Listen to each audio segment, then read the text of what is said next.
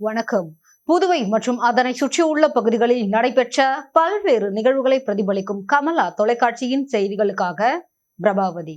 விரிவான செய்திகளை காண்பதற்கு முன் தலைப்புச் செய்தியை பார்க்கலாம்.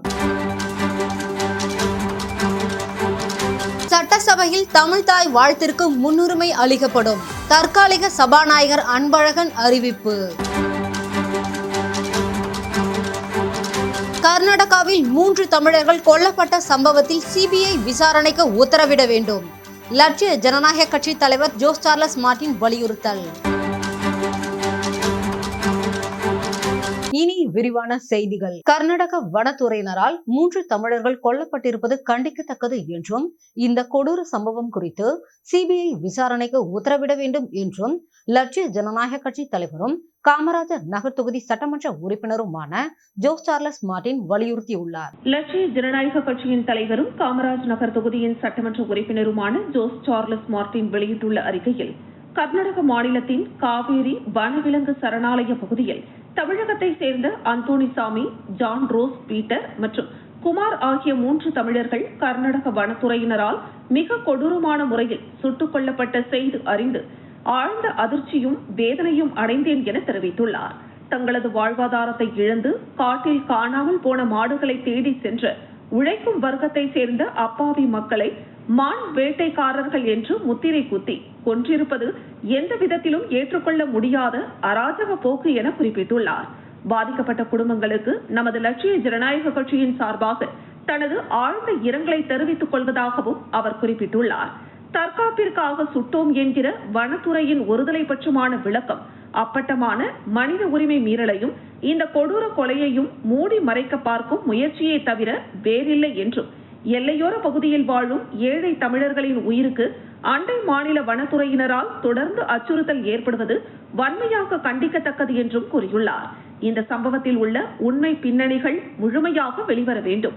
மாநில வனத்துறையின் விசாரணை இதில் நியாயமாக இருக்காது என்பதால் மத்திய அரசு உடனடியாக இக்கொடூர சம்பவம் குறித்து மத்திய புலனாய்வுத்துறை விசாரணைக்கு உத்தரவிட வேண்டும் என லட்சிய ஜனநாயக கட்சி சார்பாக வலியுறுத்தி கேட்டுக் கொள்வதாகவும், மேலும் உயிரிழந்தவர்களின் குடும்பங்களுக்கு உரிய இழப்பீடு வழங்குவதுடன் தவறிழைத்த வனத்துறை அதிகாரிகள் மீது உடனடியாக சட்டப்பூர்வ நடவடிக்கை எடுக்க வேண்டும் என்றும் காமராஜ் நகர் தொகுதியின் சட்டமன்ற உறுப்பினர் ஜோஸ் சார்லஸ் மார்டின் தெரிவித்துள்ளார். புதுச்சேரி சட்டசபையில் தமிழ்தாய் வாழ்த்திற்கு முன்னுரிமை அளிக்கப்படும் என தற்காலிக சபாநாயகர் அன்பழகன் அறிவித்துள்ளார். புதுச்சேரி சட்டப்பேரவை வளாகத்தில் செய்தியாளர்களிடம் பேசிய தற்காலிக சபாநாயகர் அன்பழகன், புதுச்சேரி 16வது சட்டசபைக்கு புதிதாக தேர்வு செய்யப்பட்டுள்ள சட்டமன்ற உறுப்பினர்களுக்கு நாளை சிவகவி ஹோட்டலில் அறிமுகம், புத்தாக்க பயிற்சி அளிக்கப்படுகிறது என்றும், இந்த பயிற்சியை முதலமைச்சர் ரங்கசாமி தொடங்கி வைத்து பேசுகிறார் என்றும் தெரிவித்தார்.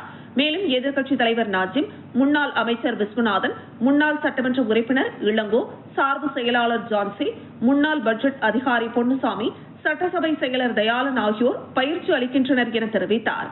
மேலும் தமிழ்தாய் வாழ்த்து சட்டசபையில் முதலில் பாட வேண்டும் என சட்டமன்ற உறுப்பினர் நேரு கவன ஈர்ப்பு தீர்மானமும் எதிர்க்கட்சித் தலைவர் நாஜிம் ஒரு கடிதமும் அளித்துள்ளனர். தமிழ்தாய் வாழ்த்துக்காக சட்டசபையில் தீர்மானம் நிறைவேற்ற வேண்டிய அவசியம் இல்லை. மத்திய அரசின் ஆணை, சுற்றறிக்கை, குறிப்பாணை, வழிகாட்டுதல்கள் உள்ளது. ஆனால் முதலமைச்சர் தமிழ் மீது உள்ள பற்றால் தமிழ்தாய் வாழ்த்தை முதலில் பாட வேண்டும் என குறிப்பிட்டுள்ளார். சுதந்திர தின விழாவின் போதும் தமிழ்தாய் வாழ்த்துடன் விழா தொடங்கியது. எனவே சட்டசபையிலும் தமிழ்தாய் வாழ்த்திற்கு முன்னுரிமை அளிக்கப்படும். இதற்கான நடவடிக்கையை முதலமைச்சர் மேற்கொள்வார் என்றார்.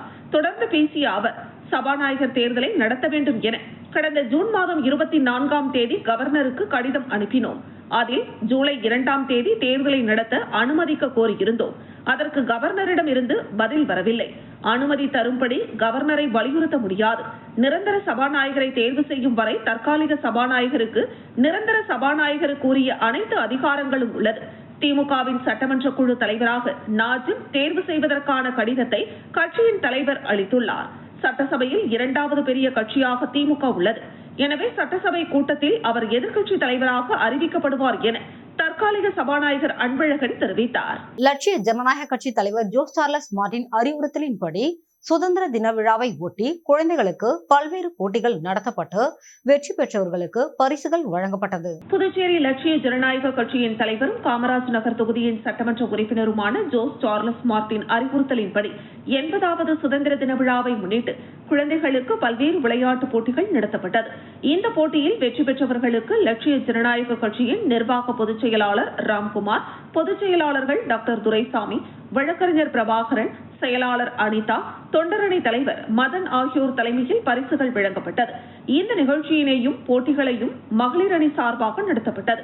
இந்த நிகழ்ச்சியில் குழந்தைகள், பெற்றோர்கள் மற்றும் லட்சிய ஜனநாயக கட்சியின் மகளிர் தலைவர்கள், துணைத் தலைவர்கள், அணி உறுப்பினர்கள், நிர்வாகிகள் கலந்து கொண்டனர். பாகூர் காட்டுக்குப்பம் பகுதியில் உள்ள துணைமின் நிலையத்தில் புதிய பவர் டிரான்ஸ்பார்மரை சட்டமன்ற உறுப்பினர்கள் இயக்கி வைத்தனர். புதுச்சேரி மாநிலம் காட்டுக்குப்பத்தில் உள்ள பாகூர் துணைமின் நிலையத்தில் இருந்து பாகூர், சேலியமேடு, காட்டுக்குப்பம், கிருமாம்பாக்கம், பிள்ளையார்குப்பம், தவளக்குப்பம், நோனாங்குப்பம், மணவெளி உள்ளிட்ட பகுதிகளில் உள்ள 50,000த்திற்கும் மேற்பட்ட வீடு, தொழிற்சாலை, வணிக நிறுவனம் மற்றும் விவசாய மின் இணைப்புகளுக்கு மின் விநியோகம் செய்யப்பட்டு வருகிறது.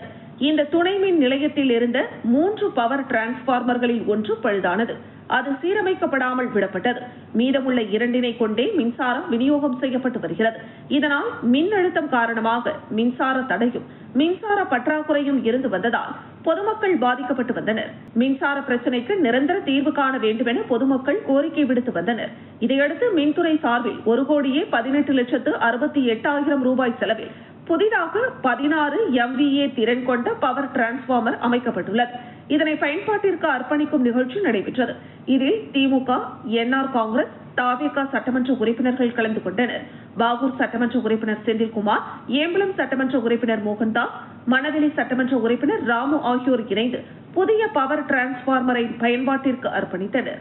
இந்த நிகழ்ச்சியில் மின்துறை கண்காணிப்பு பொறியாளர் செந்தில்குமார், செயற்பொறியாளர் உமேஷ் சந்திரா, உதவி பொறியாளர்கள் அன்பழகன், ஜேம்ஸ் மரியா பிராங்க்லின், இளநிலை பொறியாளர்கள் அரிபுத்ரி, பிரபுராம், ராம்குமார், ருத்ரமூர்த்தி, பாரதி மற்றும் பொதுமக்கள், ஊர் முக்கிய பிரமுகர்கள், அந்தந்த கட்சி பிரமுகர்கள் என பலரும் கலந்து கொண்டனர். தாமிப்பிள்ளை தோட்டம் பகுதியில் நீரிழிவு நோயால் பாதிக்கப்பட்ட பெண்ணிற்கு இலவச வீடு தேடி மருத்துவ திட்டத்தின் மூலம் தினமும் மருத்துவர்கள் அவர் இல்லத்திற்கு சென்று பரிசோதனை செய்ய லட்சிய ஜனநாயக கட்சி தலைவரும் காமராஜர் நகர் தொகுதி சட்டமன்ற உறுப்பினருமான ஜோஸ் சார்லஸ் மார்டின் நடவடிக்கை மேற்கொண்டுள்ளார். புதுச்சேரி சாமிப்பிள்ளை தோட்டம் வாஞ்சிநாதன் நகரில் உள்ள ராணி என்பவர் நீரிழிவு நோயினால் பெரும் அவதிப்பட்டு வந்தார்.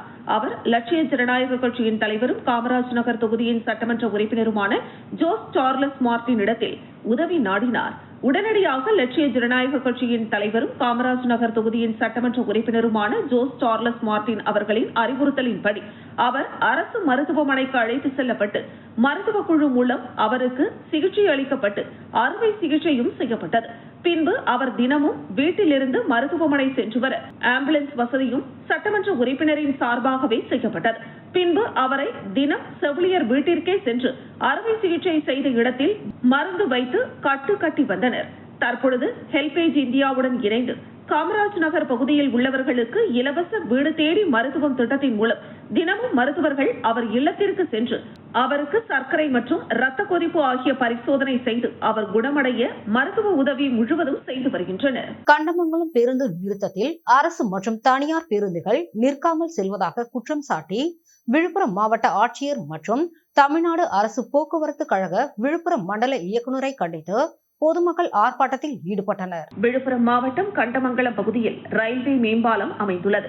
இதன் அருகே காவல் நிலையம் எதிரில் முக்கியமான பேருந்து நிறுத்தம் உள்ளது.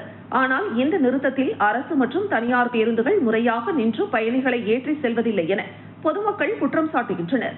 பேருந்துகளை நிறுத்துமாறு பயணிகள் தொடர்ந்து நடத்துனர்களிடம் கோரிக்கை விடுத்தும் நடவடிக்கை எடுக்கப்படவில்லை என்றும் சில நேரங்களில் பயணிகளுக்கும் பேருந்து நடத்துனர்களுக்கும் இடையே வாக்குவாதம் ஏற்படுகிறது. இதனால் கண்டமங்கலம் மற்றும் சுற்றுவட்டார கிராமங்களைச் சேர்ந்த பள்ளி, கல்லூரி மாணவர்கள், கர்ப்பிணி பெண்கள், குழந்தைகளுடன் வரும் பெண்கள், வியாபாரிகள், தொழிலாளர்கள், முதியவர்கள், மாற்றுத்திறனாளிகள் உள்ளிட்ட பொதுமக்கள் பெரும் சிரமத்திற்குள்ளாகி வருகின்றனர். குறிப்பாக பேருந்தில் பயணிக்க பொதுமக்கள் சுமார் 1 கிலோமீட்டர் நீளமுள்ள ரயில்வே மேம்பாலத்தை கடந்து கண்டமங்கலம் கிழக்கு பகுதியில் உள்ள பேருந்து நிறுத்தத்திற்கு செல்ல வேண்டிய நிலை உள்ளது. மேலும் ரயில்வே தண்டவாள பகுதியில் இரும்பு வேலி அமைக்கப்பட்டு குறுக்கே செல்ல தடை விதிக்கப்பட்டுள்ளதால் பொதுமக்கள் மாற்று வழியாகவே செல்ல வேண்டிய நிலை ஏற்பட்டுள்ளது. இரவு நேரங்களில் மேம்பாலம் வழியாக நடந்து செல்வது பாதுகாப்பற்றதாக இருப்பதாகவும் பொதுமக்கள் தெரிவித்துள்ளனர். இந்த பிரச்சினை தொடர்பாக மாவட்ட ஆட்சியர், முதலமைச்சரின் தனிப்பிரிவு, போக்குவரத்து துறை அமைச்சர் மற்றும் சம்பந்தப்பட்ட போக்குவரத்து துறை அதிகாரிகளிடம் பலமுறை மனு அளித்தும் போக்குவரத்து கழக அதிகாரிகளை நேரில் சந்தித்தும் இதுவரை உரிய நடவடிக்கை எடுக்காததை கண்டித்தும் கண்டமங்கலம் காவல் நிலையம் எதிரே உள்ள பேருந்து நிறுத்தத்தில் அனைத்து அரசு மற்றும் தனியார் பேருந்துகளும் கட்டாயம் நின்று செல்ல வேண்டுமென்ற கோரிக்கையை வலியுறுத்தி கண்டன ஆர்ப்பாட்டம் நடைபெற்றது. பொதுமக்களின் நீண்டகால சிரமத்திற்கு தீர்வு காணும் வகையில் சம்பந்தப்பட்ட அதிகாரிகள் உடனடியாக நடவடிக்கை எடுத்து பேருந்து நிறுத்தத்தில் பேருந்துகள் நின்று செல்ல நடவடிக்கை எடுக்காவிட்டால் சாலை மறியல் போராட்டத்தில் ஈடுபட உள்ளதாக எச்சரிக்கை விடுத்துள்ளனர். செஞ்சிக்கோட்டை பிரைடு சிங்கப்பெண்கள் புதிய லைன் சங்க துவக்க விழா நடைபெற்றது. விழுப்புரம் மாவட்டம் செஞ்சி தனியார் திருமண மண்டபத்தில் செஞ்சி அரிமா சங்கம் சார்பில் செஞ்சிக்கோட்டை பிரைட் சிங்கப்பெண்கள் புதிய லைன் சங்க தொடக்க விழா நடைபெற்றது. விழாவிற்கு செஞ்சி அரிமா சங்க தலைவர் வெங்கடேச பெருமாள் தலைமை தாங்கினார். மாவட்ட தலைவர்கள் முருகன், சொர்ணலதா, சண்முகம் ஆகியோர் முன்னிலை வகித்தனர். வட்டார தலைவர் பரிமளகாந்தி அனைவரையும் வரவேற்றார். நிகழ்ச்சியில் சிறப்பு அழைப்பாளராக மாவட்ட ஆளுநர் சாலை கனகதாரன் கலந்து கொண்டு புதிய சங்கத்தை துவக்கி வைத்து சாசனம் வழங்கி சிறப்புரையாற்றினார். முதல் நிலை துணை ஆளுநர் கமல் கிஷோர் ஜெயின் சாசன உறுப்பினர்கள் சங்கத்தில் இணைத்து வைத்தார். முன்னாள் மாவட்ட ஆளுநர் சங்க விரிவாக்க தலைவர் சேவை திட்டங்களை துவக்கி வைத்து வாழ்த்துரை வழங்கினார். தொடர்ந்து சேவை பணிகளான மேல் சித்தாமூர் அரசு ஆரம்ப சுகாதார நிலையத்திற்கு வீல்சேர், கர்ப்பிணி பெண்களுக்கு பழங்கள், முதியோர் இல்லத்திற்கு அரிசி, ஏபிள் மழலையர் பள்ளிக்கு அரிசி வழங்கப்பட்டது. இதில் புதிய நிர்வாகிகளாக தலைவராக சரளா, செயலாளராக விஜயலட்சுமி, பொருளாளராக வளர்மதி மற்றும் நிர்வாகிகள் பதவியேற்றுக் கொண்டனர். நிகழ்ச்சியில் மாவட்ட தலைவர்கள், வட்டார தலைவர்கள், செஞ்சி அரிமா சங்க நிர்வாகிகள், உறுப்பினர்கள், செஞ்சிக்கோட்டை பிரைட் சிங்க பெண்கள் புதிய சங்க உறுப்பினர்கள் கலந்து கொண்டனர். திண்டிவனம் அருகே பொதுமக்களின் எதிர்ப்பால் மூடப்பட்ட டாஸ்மாக் கடையை மீண்டும் திறக்க ஏற்பாடு செய்யப்பட்டதற்கு சம்பந்தப்பட்ட கிராமத்தினர் ஆதரவு அளித்தும் பக்கத்து கிராம மக்கள் எதிர்ப்பு தெரிவித்ததால் காவல்துறையினர் அந்த கடையை மூட அறிவுறுத்திய சம்பவம் பெரும் பரபரப்பை ஏற்படுத்தி உள்ளது. விழுப்புரம் மாவட்டம் நடுவனந்தல், புதூர் ஆகிய கிராம எல்லையில் வயல்வெளி பகுதியில் கடந்த 2021ஆம் ஆண்டு டாஸ்மாக் கடை திறக்க ஏற்பாடு செய்யப்பட்டது. அதற்கு அப்பகுதி கிராம மக்கள் எதிர்ப்பு தெரிவித்ததால் அப்பொழுது அந்த கடை திறக்கப்படாமல் கைவிடப்பட்டது. இந்த நிலையில் நடுவனந்தல் கிராமத்தை சேர்ந்த கலைமணி என்பவர் தனது நிலத்தில் கட்டப்பட்டிருந்த கடையில் மதுபான கடை நடத்தி கொள்ள டாஸ்மாக் நிர்வாகத்திடம் மனு செய்திருந்தார். இதனைத் தொடர்ந்து டாஸ்மாக் நிர்வாகத்தினர் சம்பந்தப்பட்ட இடத்தில் பள்ளி, வழிபாட்டு தலங்கள் ஆகியன உள்ளனவா, மக்கள் போக்குவரத்து மிகுந்த பகுதியா, பேருந்து நிறுத்தம் உள்ளதா என ஆய்வு செய்த பின் அங்கு மதுபான கடை வைக்க டாஸ்மாக் நிர்வாகத்தினர் மதுபான கடை அமைக்க முடிவு செய்திருந்தனர். இதனைத் தொடர்ந்து அந்த இடத்தில் கடை திறப்பதற்கான ஆயத்த பணிகள் நடைபெற்றுக் கொண்டிருந்தன. இதுகுறித்து தகவல் அறிந்து பக்கத்து கிராமமான கிராண்டிபுரம் பகுதியை சேர்ந்த 50க்கும் மேற்பட்டோர் இருசக்கர வாகனங்களில் சம்பந்தப்பட்ட கடை முன்பு ஒன்று திரண்டனர். அங்கிருந்த டாஸ்மாக் அலுவலர்கள் இருவரையும் முற்றுகையிட்டு ஏற்கனவே இந்த கடை பொதுமக்கள் எதிர்ப்பால் திறக்கப்படவில்லை, அப்படி இருக்கும் பொழுது மீண்டும் ஏன் இப்பகுதியில் கடை திறக்கிறீர்கள் என வாக்குவாதம் செய்தனர். உங்கள் அதிகாரிகளிடம் கடை திறக்க இப்பகுதி மக்கள் எதிர்ப்பு தெரிவிப்பதாக புகார் தெரிவிக்குமாறும், அவ்வாறு மீறி கடை திறந்தால் நாங்கள் மாவட்ட ஆட்சியர் அலுவலகம் மற்றும் டாஸ்மாக் அலுவலகம் ஆகியவற்றை முற்றுகையிடுவோம், சாலை மறியலில் ஈடுபடுவோம் என திட்டவட்டமாக தெரிவித்தனர். அதே சமயத்தில் நடுவனந்தல் பகுதியை சேர்ந்த ஒரு சிலர் எங்கள் பகுதியில் டாஸ்மாக் திறக்க நீங்கள் ஏன் எதிர்ப்பு தெரிவிக்கிறீர்கள், வேண்டுமானால் உங்கள் பகுதியில் உள்ளவர்களை இந்த கடையில் மது அருந்துவதற்கு வர வேண்டாம் என தடுத்து நிறுத்திக் கொள்ளுங்கள் என எதிர்த்து வாக்குவாதம் செய்தனர். மேலும் இப்பகுதியில் கல்குவாரி அமைக்கும் பொழுது விவசாய நிலங்கள் பாதிக்கப்படாதா, விவசாயிகள் பாதிக்கப்பட மாட்டார்களா, அப்போதெல்லாம் எதிர்ப்பு தெரிவிக்காத நீங்கள் டாஸ்மாக் கடை வருவதற்கு மட்டும் ஏன் எதிர்ப்பு தெரிவிக்கிறீர்கள் என கேள்வி எழுப்பினர். இரு கிராமத்தினரிடையே வாக்குவாதம் ஏற்பட்டதால் அங்கு வந்த வெள்ளிமேடுபேட்டை காவல் ஆய்வாளர் ரெஜினா உங்களுக்குள் பேசி முடிவு செய்த பின் இங்கு கடையை திறக்கலாம் என கூறி இடத்தின் உரிமையாளரான கலைமணியிடம் கடையை பூட்ட உத்தரவிட்டார். இதனையடுத்து அந்த கடை பூட்டப்பட்டது. பின்னர் அங்கு கூடியிருந்தவர்களை காவல்துறையினர் அங்கிருந்து அப்புறப்படுத்தினர். இந்த சம்பவத்தால் அப்பகுதியில் சிறிது நேரம் பரபரப்பு ஏற்பட்டது. மயிலம் வள்ளி தெய்வானை சமேத சுப்பிரமணிய சுவாமி கோவிலில் வளர்பிறை சஷ்டி சிறப்பு வேள்வி வெகு விமர்சையாக நடைபெற்றது. விழுப்புரம் மாவட்டம் திண்டிவனம் அடுத்த மயிலம் வள்ளி தெய்வானை சமேத சுப்பிரமணிய சுவாமி கோவிலில் வளர்பிறை சஷ்டி சிறப்பு வேள்வி நடைபெற்றது. ஒவ்வொரு மாதமும் அமாவாசைக்கு பிறகு வரும் 6ஆம் நாளான வளர்பிறை சஷ்டியில் முருகப்பெருமானை நினைத்து விரதம் இருப்பது பல சிறப்பான பலன்களை தரும். தீராத வினைகள் நீங்குதல், மன அமைதி, உடல் ஆரோக்கியம், கல்வி மற்றும் தொழிலில் வெற்றி, குழந்தை பேறு மற்றும் குடும்பத்தில் ஐஸ்வர்யம் போன்ற நன்மைகள் கிடைக்கும் என்பது ஆன்மீக நம்பிக்கை. இதேபோல் இன்று காலை கோவில் வளாகத்தில் உள்ள ஆறுமுக சுவாமி முன்பு சிறப்பு வேள்வி நடைபெற்றது. இதில் திரளான பக்தர்கள் கலந்து கொண்டு சுவாமி தரிசனம் செய்தனர். நண்பருடைய சகோதரி திருமணத்திற்காக மது பாட்டில்களை புதுச்சேரியில் இருந்து வாங்கி சென்ற பொழுது மயிலம் காவல்துறையினர் வாகன சோதனையின் பொழுது அவற்றை பறிமுதல் செய்தனர். மயிலம் காவல் ஆய்வாளர் பாலாஜி தலைமையில் காவல்துறையினர் மயிலம் புதுச்சேரி சாலையில் தீவிர வாகன சோதனையில் ஈடுபட்டனர்.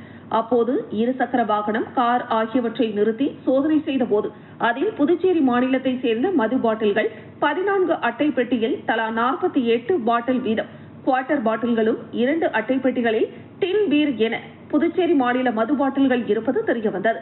இதனைத் தொடர்ந்து கார், அதில் வந்த 3 பேர் மற்றும் இருசக்கர வாகனத்தில் வந்த 2 ஆகிய 5 பேரையும் காவல் நிலையம் அழைத்து சென்று விசாரணை மேற்கொண்டதில் திருவண்ணாமலை மாவட்டம் வெண்பாக்கம் அடுத்த வடமாவந்தல் பகுதியைச் சேர்ந்த முருகன் தனது நண்பரான தமிழரசனின் சகோதரி திருமணத்திற்காக மது பாட்டில்களை புதுச்சேரியில் இருந்து வாங்கி வர தனது காரில் அதே பகுதியைச் சேர்ந்த நேத்ராஜ், தனுசு ஆகிய 3 பேரும் காரிலும், தமிழரசன் தனது இருசக்கர வாகனத்திலும் நண்பர் தமிழ்ச்செல்வனை அழைத்துக் கொண்டு புதுச்சேரி மாநிலம் சேதராப்பட்டு பகுதியில் உள்ள மதுபான கடையில் மது பாட்டில்களை தனது சகோதரியின் திருமண நிகழ்ச்சியில் விநியோகிக்க வாங்கிக் கொண்டு வெங்கலத்தூர் நோக்கி சென்று கொண்டிருந்தனர். மயிலம் காவல் நிலையம் அருகே காவல்துறையினரின் வாகன தணிக்கையில் இவர்கள் பிடிபட்டது தெரியவந்தது.